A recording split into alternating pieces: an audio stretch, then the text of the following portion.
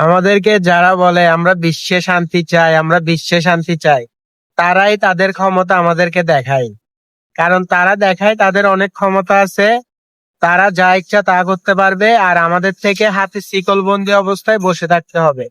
এটাই আমাদের দায়িত্ব, ঠিক আছে।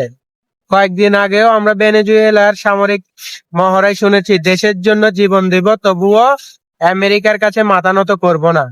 সামরিক, আধা সামরিক, বেসামরিক সবাইকে যুদ্ধের প্রস্তুতিও দেখা গেছে, কিন্তু বাস্তবতা কি বললো? একটি হেলিকপ্টার, কয়েকজন সৈন্য আর সবচেয়ে ক্ষমতাধর প্রেসিডেন্ট ও তার স্ত্রীকে দেশ থেকে তুলে নিয়ে যাওয়া হলো। কোনো দৃশ্যমান প্রতিরোধ নেই। চীন, রাশিয়ার আকাশ প্রতিরক্ষা থাকা সত্ত্বেও বোমা হামলার সময় প্রতিহত করার চেষ্টা পর্যন্ত হয়নি। এটা কি শুধুই দুর্বলতা?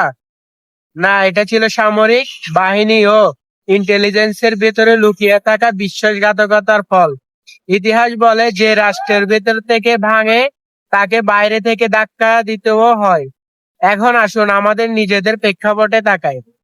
আমাদের বারবার শেখানো হয়েছে পাশের দেশ আমাদের বন্ধু, কিন্তু রাষ্ট্রবিজ্ঞান ও ইতিহাস এক বাক্য বলে, পাশের রাষ্ট্র কখনো বন্ধু নয়, বরং কৌশলগত প্রতিদ্বন্দ্বী।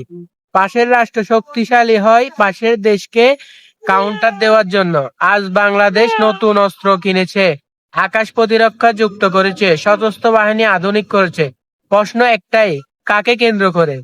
কিন্তু যদি সেই শক্তির ভেতরেই ঘাপটি মেরে থাকা ঘাতকরা শত্রুর সাথে হাত মেলায়, তাহলে হাজার কোটি টাকার অস্ত্র দিয়েও দেশকে নিরাপদ রাখা যাবে না। ভেনেজুয়েলার মতোই সিস্টেম সারেন্ডার করবে, অস্ত্র থাকবে কিন্তু ব্যবহার হবে না। মহড়ায় দেশপ্রেম দেখানো হবে, যুদ্ধে নয়। পিলখানার ইতিহাস আমাদের চোখে আঙ্গুল দিয়ে দেখিয়ে দেয় দেশপ্রেমীদের কিভাবে একে একে সরিয়ে দেওয়া হয়। আগামীতেও একইভাবে দেশপ্রেমিক, হাদি এবং সত্যিকারের দেশপ্রেমিকদের নিশ্চিহ্ন করার চেষ্টা হবে। রাষ্ট্রের সার্বভৌমত্বে আঘাত এলে ঘাতকরা কাউকেই বাঁচতে দেয় না, না সাধারণ মানুষ, না তথাকথিত সুবিধাভোগী।